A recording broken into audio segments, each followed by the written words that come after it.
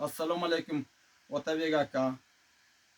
Men Xoliqov Norqobil, men Surxondaryo viloyati Boysir rayonidan bo'laman. Sizdan iltimos qilib so'rayman. Men 2010-yildan beri 2017gacha Xudo yo'liga ishladim, xalq sayladi. 2017dan 22gacha stajli bo'lib ishladim, oylikli bo'lib. Meni Ataqulov Sirojiddin, Shavkat Haydarovlar, sen beahrabo sen hech kiming yo'q. Sen bir ko'chaga qolgan deb meni beahrabo ko'rib, hech kimi yo'q deb nohaqlikdan ishdan olib tayladi.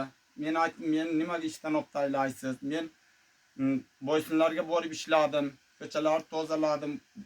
Boysun bahorlariga borib archa ekdim. Boysun ovodonni hojatxonangizgacha tozalatdingiz, mana qarovullarni olib tozalatdingiz dedim. Keyin metallon berdim. Yiliga 350 kilo temir sotib olib, hafta borib terib keldim. Barini bir 4 organlarni olib kelib, To'man Machay mahallasidan qarovullarni olib keldi. 3 ta bu yuqori Machay mahallasidan 3 ta qarovullarni agitatsiya yo'llab, Suroch Ataqulovga Shavkat Haydarov ayttirib, agar non jeyman desalaring bari tuhmat dengar, Xoliqov Norqobil dendardiga davo yo'q, davo qolmadi. Metallon berganimiz ham yo'q, bizlar metallon berganimiz yo'q. Opsho bizlar ham Norqobil ham nima ham bergan yo'q, paxtaga ham borib tergan yo'q.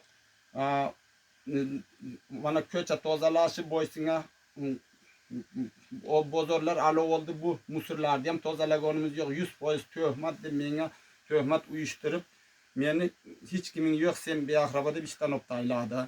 İltimos qilib so'rayman, buni prezident ota nazorat qilsin.